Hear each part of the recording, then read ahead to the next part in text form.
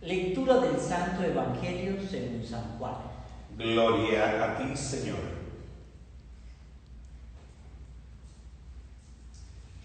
En aquel tiempo, Jesús dijo a Nicodemo: no te extrañes de que te haya dicho, tiene que renacer de lo alto. El viento sopla donde quiere y oyes su ruido, pero no sabes de dónde viene ni a dónde va. Así pasa con quien ha nacido del Espíritu. Nicodemo le preguntó entonces: ¿cómo puede ser esto? Jesús le respondió: ¿tú eres el maestro de Israel y no sabes esto? Yo te aseguro que nosotros hablamos de lo que sabemos y damos testimonio de lo que hemos visto, pero ustedes no aceptan nuestro testimonio. Si no creen cuando les hablo de las cosas de la tierra, ¿cómo creerán si les hablo de las celestiales? Nadie ha subido al cielo sino el Hijo del Hombre, que bajó del cielo y está en el cielo. Así como levantó Moisés la serpiente en el desierto, así tiene que ser levantado el Hijo del Hombre, para que todo el que crea en él tenga vida eterna. Palabra del Señor. Gloria a ti, Señor Jesús. Hoy celebramos, la Iglesia celebra el día de San Anselmo de Canterbury.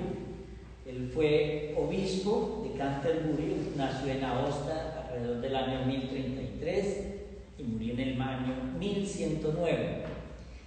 Pero,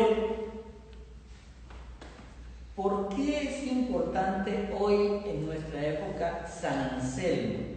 San Anselmo propuso algo bien lindo. Él propuso el argumento ontológico para comprobar con la razón la existencia de Dios. Él dice que hay dos tipos de conocimiento, dos tipos de comprobar una verdad: a priori y a posteriori. Vamos a poner un ejemplo para entender. Por ejemplo, yo quiero saber cuánto mide la pirámide de Kukulcán en México.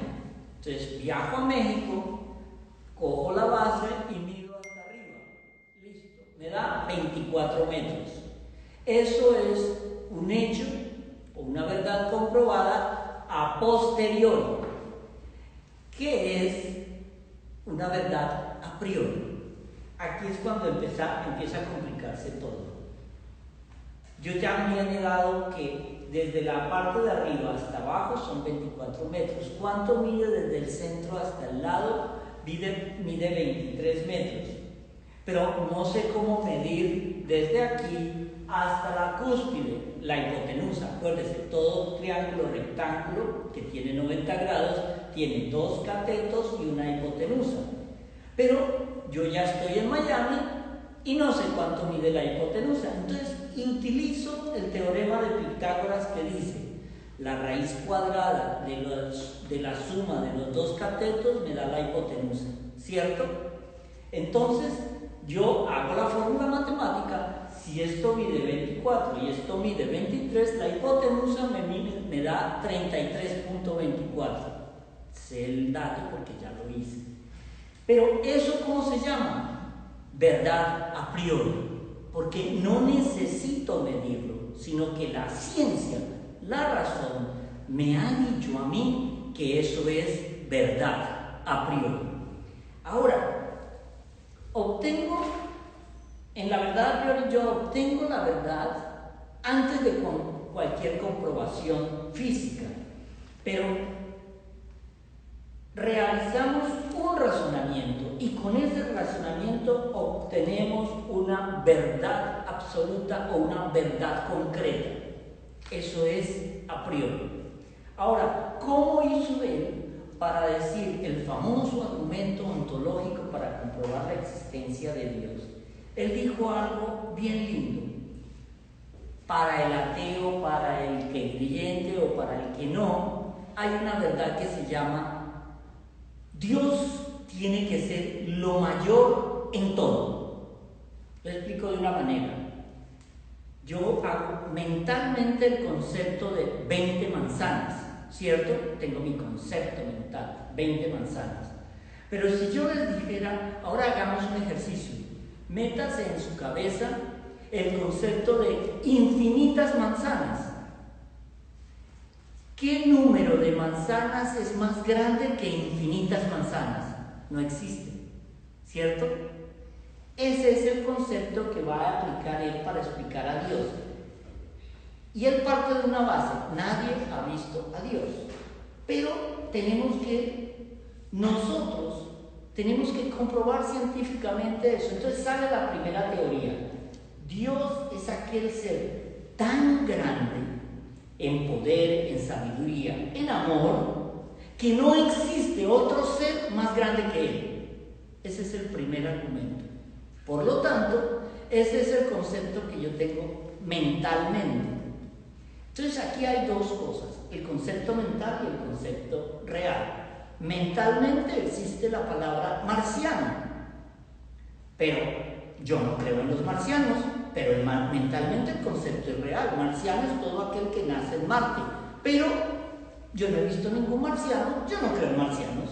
Lo mismo que mentalmente existe la palabra sirena, aquel ser que es mitad mujer, mitad pescado. Mentalmente, pero realmente no lo he visto nunca, no lo creo. Cuando yo en ese concepto tengo a Dios en esa dimensión, él llama al ateo insensato. ¿Por qué? Porque se contradice. ¿Cómo? Si existe un ser tan grande que nadie lo puede superar, es Dios. Es un concepto mental. Pero como nadie lo puede superar, como no hay nada más grande que Él, se vuelve un concepto real. Y una verdad no se puede contradecir a sí misma. Eso fue lo que le pasó a Nicodemo. ¿Cómo? Muy fácil. Con una pregunta idiota: ¿cómo puedo entrar yo de nuevo al vientre de mi madre? Y el Señor, algo así como compadecido, le dice: es que no eres tú el maestro de Israel, deberías saberlo. Todo aquel que nazca del Espíritu.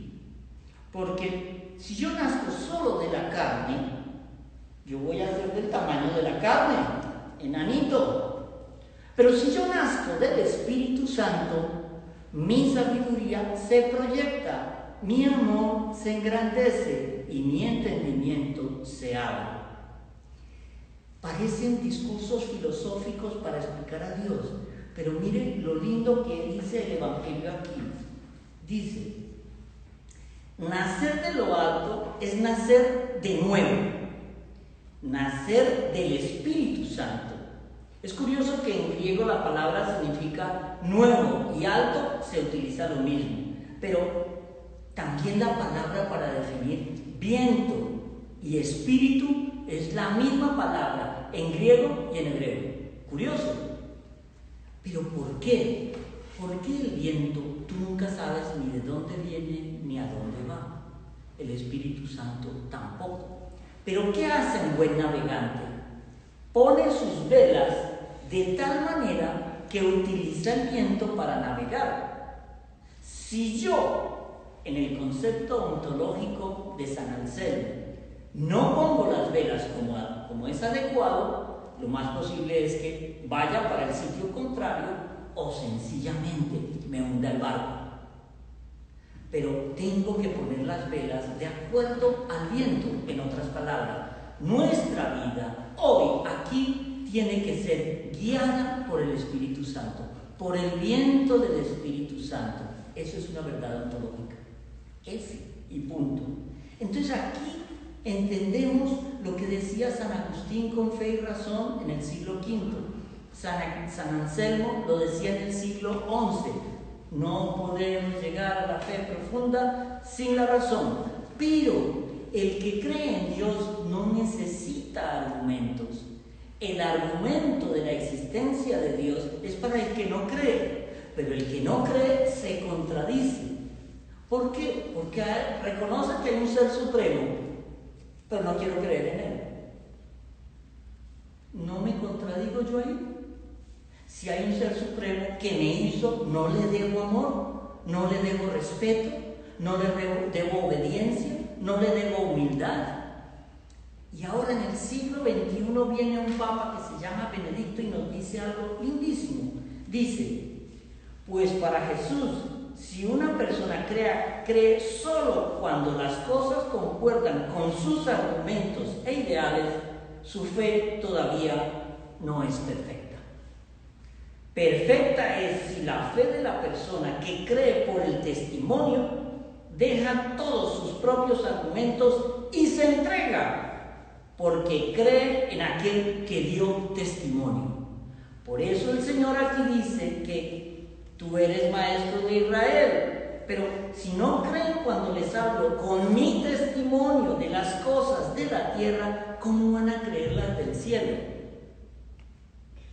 Primero es uno, luego es dos. Entonces, entender esta belleza es para entender la claridad. Nosotros debemos poner nuestras velas en la obediencia del Espíritu Santo. Ahora, cuando estamos viviendo momentos tan difíciles, estamos confiando única y exclusivamente en la ciencia, que descubran la vacuna, que yo me aísle. ¿Qué papel juega Dios en todo esto? ¿Por qué no le llamamos al hacedor de todo, al que permite todo, para que nos ayude a llevar esto? Porque cuando nosotros nos aislamos, nos conocemos. San Anselmo decía, el silencio interior es necesario para oír la palabra de Dios, para sentir su presencia, para oír la llamada de Dios. Si yo no le hago el silencio, si no aprovecho esta cuarentena para ver mi interior, estoy perdiendo el tiempo. Aunque haga muchas cosas, no estoy haciendo nada que sea de provecho para la eternidad. Pero San Benedicto XVI dice una conclusión clara con este evangelio. Hay que darle a la vida interior un sitio en el programa de nuestra ajetreada vida, un sitio privilegiado, silencioso y puro. Debemos encontrarnos a nosotros mismos para que pueda vivir en nosotros el Espíritu Santo vivificante y santificante. Si no, ¿cómo vamos a escuchar el testimonio que el Espíritu Santo da a nuestro espíritu? Hoy parece que la homilía se fue en la filosofía, pero no es filosofía. El Espíritu sopla donde quiere, pero la voluntad del Espíritu no es arbitraria. Él pone los vientos a nuestro favor. Somos nosotros quienes ponemos las velas de nuestros barcos atravesadas a la voluntad divina. Ahí es cuando nuestro barco se hunde.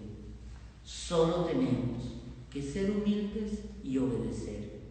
Y el Espíritu Santo, con su soplo, nos impulsa hacia Cristo. El Espíritu Santo actúa corporalmente, no solo obra subjetivamente en el Espíritu. Él guía nuestra vida en la tierra para que ese viento nos lleve un día a la eternidad en el reino.